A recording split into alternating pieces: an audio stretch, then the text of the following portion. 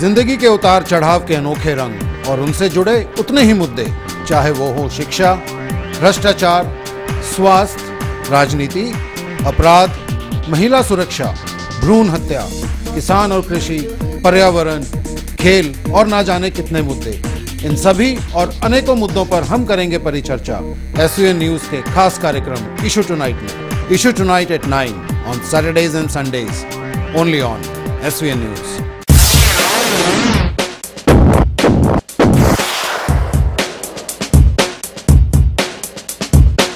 क्यों गिर रहा है सेक्स रेशो? आज भारत में गिरता सेक्स रेशो एक बहुत बड़ी समस्या बनता जा रहा है। जहां आज एक तरफ ये कहा जा रहा है कि महिलाएं पुरुषों के साथ कदम से कदम बढ़ाकर चल रही हैं, वहीं दूसरी ओर सेक्स रेशो को देखकर बिल्कुल भी नहीं लगता कि ये बात सच है। अगर हम बात करें 2011 के सेक्स रेशो की, तो 1000 पुरुषों पर केवल 940 महिलाएं हैं। परंतु हरियाणा में तो यह स्थिति और भी खराब है। इसके लिए क्या हमारे समाज की पुरुष प्रधान व्यवस्था जिम्मेदार है? पुराने ख्यालों के विचार व परिवार वंश चलाने की बात इस परेशानी को जन्म देती है। भ्रूण हत्या भी इसके लिए जिम्मेदार है। इसके प्रति क्या मानसिक धारणा बनी हुई है कि लोग भ्रूण हत्या की ओर बहते जा रहे हैं। सरकार ने इसके खिलाफ बहुत से कानून बनाए हैं, परंतु आज भी आंकड़ों को देखें तो लगता है कि हरियाणा का हर एक घर भ्रूण हत्या में लिप्त है।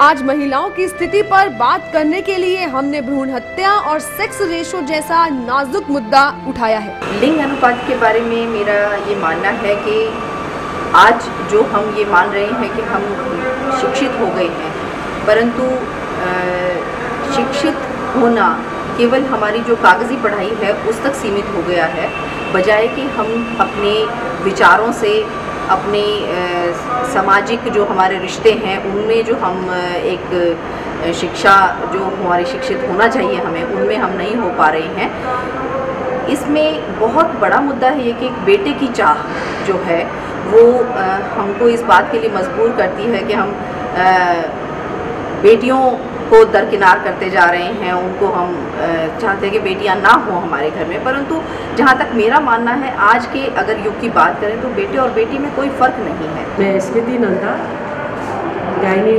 विभाग मेडिकल कॉलेज PGIMS की अध्यक्ष हूँ। और ये जो भ्रूण हत्या का या जो सेक्स और ऑल्टर्ड सेक्स का रेशियो हो रहा है, ये वाकई एक बहुत बड़ी प्रॉब्लम की चीज़ है हमारे देश के लिए। जैसे जैसे हम देखते हैं कि आंकड़े हमें बताते हैं कि धीरे धीरे बच्चियां, छोटी लड़कियां खोती ही जा रही हैं। जब हम आंकड़ों की ओर देखते हैं तो 5 साल तक की आयु के हम अगर बच्चे देखें, उसमें ये पाया जाता है कि लड़कियों की संख्या बहुत कम है। हरियाणा का अनुपात तो बहुत ही ख़राब हो चुका है। यहाँ हालांकि सरकार हमारी बहुत कोशिश कर रही है, बहुत तरह की स्कीम चल रही है जहाँ पे लड़की चाइल्ड को के पैदा होने में बहुत सारे उन्होंने प्रोत्साहन भी लिखे हुए हैं और इनाम भी दिए जाते हैं। इसके अलावा औरतों का स्टेटस इम्प्रूव करने के लिए बहुत सारी और कोशिश भी हो रही है। कि जो हमारा समाज का पितृसत्तात्मक ढांचा है वो उसके लिए मुख्य तौर पे जिम्मेवार है।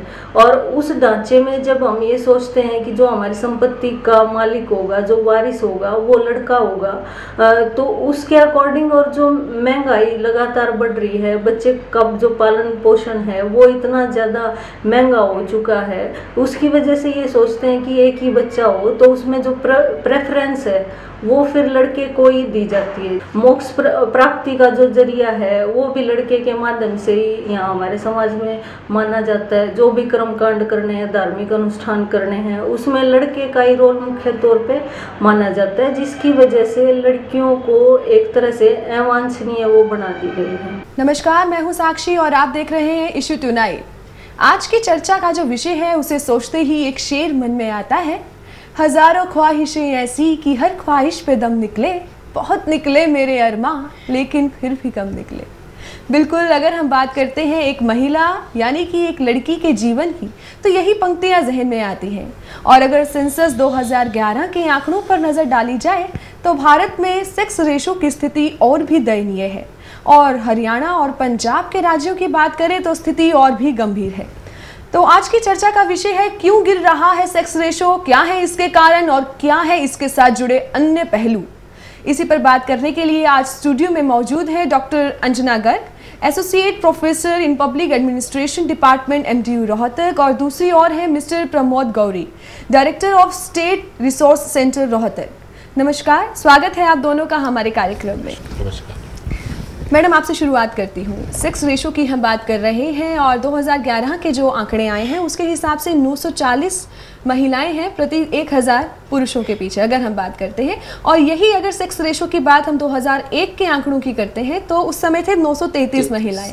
कहीं ना कहीं इजाफा हुआ है, लेकिन बड़े सोचने की बात है कि हम साल की बात कर रहे हैं जिसमें 365 दिन होते हैं एक साल में, 10 साल में सिर्फ 7 नंबर है ना जो हम लेकर चले। तो क्या है इसके सबसे पहले कारण क्या है और क्या चीज़ क्या है ये? कारण तो ये है कि जिस भी समाज को अगर आप जानना चाहते हैं तो सबसे पहले ये जानिए कि वहाँ पर महिलाओं की स्थिति क्या है। तो भारत की स्थिति इतनी दयनीय है तो उससे पता लग जाता है कि हमारी सभ्यता जो है डिक्लाइन की तरफ है, सभ्यता गिर रही है। सोशो इकोनॉमिक जो स्टेटस है जो वो विमेन का बहुत ख़राब है। कहने के लिए बहुत विकास हुआ है लेकिन विकास नाम की कोई चीज़ नहीं है। अगर भारत में महिलाओं का विकास हुआ होता तो ये सेक्स रेशो इतनी नीचे नहीं गिरती, डेफिनेटली ये तेज़ी से बढ़ती। जिस तरह से रशिया में हम देखते हैं कि 1167 है, तो ये है सेक्स रेशो का एक अच्छा सबूत। या अदर कंट्री, डेवलप कंट्रीज में भी हम देखते हैं। लेकिन जो अंडर डेवलपिंग कंट्रीज है वहाँ स्थिति सिर्फ भारत में ही नहीं, आप अपने पड़ोसी चाइना को देख सकते हैं, आप पाकिस्तान को देख सकते हैं, आप अफगानिस्तान को देख सकते हैं, बांग्लादेश को देखिए, साउथ कोरिया में देखिए, लेकिन नॉर्थ कोरिया में हालत अच्छी है। तो इस तरह से अदर कंट्रीज़ की स्थिति भी खराब है, चाइना की काफ़ी डिटेरियोरेट हो रही है। तो कारण वही है कि इन कंट्रीज़ में जो कल्चर है वो ही मेल को बहुत इंपॉर्टेंट। मेन रीज़न ये है कि जिन जिन इलाकों में, जिन जिन देशों में, जिन जिन सभ्यताओं में और संस्कृतियों में मेल को ज़्यादा इंपॉर्टेंस दी गई है। जो लड़का है वो लड़की के ऊपर भारी है, इसलिए लोग प्रेफरेंस देते हैं लड़कों को ज़्यादा। जी, वहीं पर सर बात निकल कर आ गई मेल डोमिनेंस की, क्या कहते हैं आप? मेल डोमिनेंस की बात करने से पहले मैं एक चीज़ जो आपने पहला प्रश्न उठाया कि ये चीज़ क्या है भ्रूण हत्या, मैं इसके संदर्भ में एक बात ज़रूर कहना चाहूँगा कि अभी आप जो आंकड़े का जो जिक्र आप कर रहे थे कि 1000 के अगेंस्ट जो 840 का अनुपात है, वास्तव में हम पहले इस अनुपात को देखें। ये अनुपात क्या रिफ्लेक्ट करता है हमारी सोसाइटी में, किस प्रकार की तस्वीर उभर के आती है महिलाओं के संदर्भ में। अगर हम इस आंकड़े को थोड़ा अनफोल्ड करें, थोड़ा खोलें इसको, थोड़ा इसकी समीक्षा करें, जांच पड़ताल करें, तो हमें ये दिखाई देता है साफ तौर पे कि अगर हमारी 2001 की सेंसस का ही हम अगर हवाला लें तो 2 करोड़ 10 लाख की हमारी पॉपुलेशन हरियाणा की है। मैं अभी पूरे देश की बात नहीं कर रहा, हरियाणा की बात मैं कर रहा हूँ कि 2 करोड़ 10 लाख की जो पॉपुलेशन है उसमें जो अनुपात बनता है वो ये है कि 1 करोड़ 15 लाख पुरुष हैं और 85 लाख महिलाएं हैं। यानी अगर आप इस छोटे से प्रांत को ही अगर आप फोकस में रख ले, केंद्र में रख ले, तो 30 लाख महिलाएं कम हैं। इस आंकड़े का दरअसल मतलब ये है, इसको अगर हम अनफोल्ड करते हैं तो इस छोटे से इस रीजन में एक पूरा का पूरा जो एक डेफिशिएंसी है, फीमेल डेफिशिएंसी जिसको हम कह रहे हैं या अनुपात में गड़बड़ कह रहे हैं, तो ये लगभग 30 लाख लड़कियां कम हैं। और अगर 30 लाख लड़कियां और महिलाएं कम हैं तो इसका मतलब आप समझ सकते हैं, आम परसेप्शन लोगों के दिल दिमाग में ये रहता है कि महिलाएं अगर कम है तो उनका जो दर्जा है या उनकी इज्जत जो है वो बढ़ जाती है। लेकिन दरअसल ऐसा नहीं हो रहा है, इसके बिल्कुल ठीक विपरीत बात है। इसका मतलब ये है, ये जो आपने कहा कि ये चीज़ क्या है, ये दरअसल चीज़ इतनी भयावह है, इतनी भयानक है कि हम इस दौर में, इतिहास के ऐसे दौर से गुजर रहे हैं कि हर घर में हत्या हो रही है। हर घर में लड़कियां जो है वो गर्भ में टेस्ट करवा के, क्या तकनीक ने हमें यही बात एक तरह से प्रदान की है कि हम उसको टेस्ट करवाएं और अगर फीमेल फिटस है तो उसको उसी समय हत्या उसकी कर दें। और इस आंकड़े का अभिप्राय एक और भी है कि कोई भी घर शायद ना बचा हो। मैं ये कहना चाहता हूँ, मैं अपवादों की बात नहीं कर रहा, बहुत सारे सुशिक्षित लोग हैं जो इस समय बराबरी की बात या दूसरी तरह की लड़कियों को भी एक तरह से आगे बढ़ाने की बात कर रहे हैं, लेकिन उसके बावजूद आंकड़ा इतना भयावह है, आंकड़ा इतना खतरनाक है कि ऐसा लगता है, अगर हम दूरी से देखें और बहुत सामान्य टिप्पणी इसके ऊपर करें तो ये लगता है कि कोई घर नहीं बचा शायद इसके ऊपर। इसमें हर समाज का हर तबका जो है वो इस रेस में एक तरह से शामिल हो गया है कि लड़की उसके घर में पैदा नहीं होनी चाहिए। इसका ये देखें कारण क्या है? आखिर आंकड़े इतने भयावह हो रहे हैं, इतनी प्रॉब्लम हो रही है, और हरियाणा या पंजाब जैसे रिच स्टेट जिनको हम नंबर 1 कहते हैं, व्हाट्स द रीज़न? आखिर रीजंस की बात हम साक्षी करेंगे तो उससे एक पिक्चर हमारे सामने उभर के आएगी, और उसके बाद अगर उन कारणों का निवारण भी कर पाएंगे तो वो एक ज़्यादा और अच्छी बात हो जाएगी। ये आपने ठीक कहा कि एक्चुअली हमें कारणों की तरफ ही ज़्यादा गौर करना चाहिए इस समय, क्योंकि हमारा समाज एक तरफ हम कह रहे हैं कि हम 21वीं शताब्दी में 21वीं सदी में एंटर कर रहे हैं, दूसरी तरफ ये कह रहे हैं कि भारतवर्ष जो है वो एक तरह से महाशक्ति बनने वाला है। तो ये सब चीज़ें जो हो रही हैं, और अगर हम देखेंगे पिछले कुछ वर्षों में 20 वर्षों का जो हमारा एक नया इतिहास है, तो हमारे प्रधानमंत्री भी ये बात बार बार कह रहे हैं, या दूसरे लोग भी कह रहे हैं कि हमारी जो ग्रोथ रेट है, हमारी जो विकास दर है, वो लगातार बढ़ती जा रही है। और ये बात बिल्कुल सही भी है कि हमारा देश इस समय अच्छी विकास दर हासिल कर रहा है। लेकिन एक तरफ ये इस प्रकार के बेहतर नतीजों के बावजूद जो आप कह रहे हैं कि महिलाओं की स्थिति ऐसी क्यों है, कारण ऐसा क्या है, इसमें मैं 2 बातें आपके सामने रखना चाहूँगा।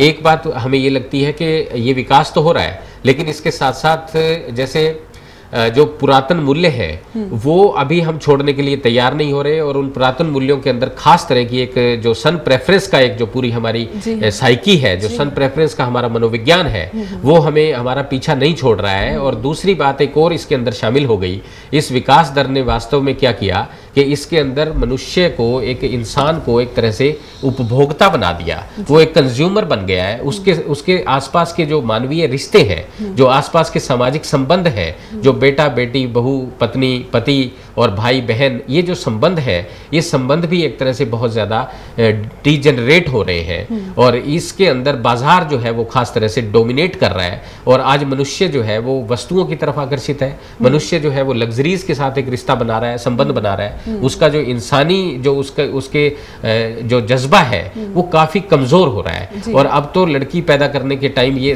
बाकायदा माँ बाप देखते हैं कि ये घाटे का सौदा है। माँ बाप जो लड़कियों पर मुझे लगता है सर, ये बिल्कुल ठीक है कि हमारी सभ्यता और संस्कृति भी, जिसके कारण हम कहते हैं कि वंश का नाम उससे चलेगा, अंतिम संस्कार बेटा करेगा, श्राद्ध करना है तो बेटा अगर करेगा तो ही लगेगा, बेटी की श्राद्ध करेगी तो लगेगा ही नहीं, और वो स्वर्ग में नहीं जाएंगे। इस तरह के कॉन्सेप्ट ऑफ कोर्स ये है। लेकिन इसके अलावा भी जो कुछ पढ़े लिखे लोग इस चीज़ से हटके भी आ रहे हैं, जब वो ये सोच रहे हैं संस्कार किसने देखे या वंश का नाम किसने देखा।